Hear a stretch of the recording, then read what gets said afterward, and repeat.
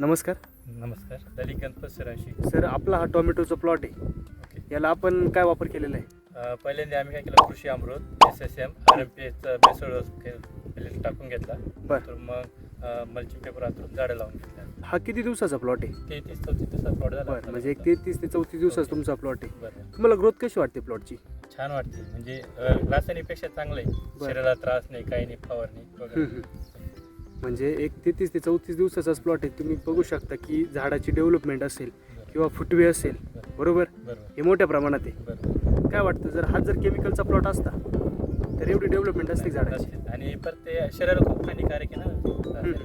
हे एकदम छान एकदम. बरं. जिथे तुम्ही SCT वैदिक तंत्रज्ञान वापरता, शेती पण चांगली होते बरोबर. आणि जे काही तुम्ही पिकवताय बरोबर. ते पण एक आरोग्यासाठी आरोग्यासाठी चांगलंच आहे. प्लस पॉईंट त्याचे सर.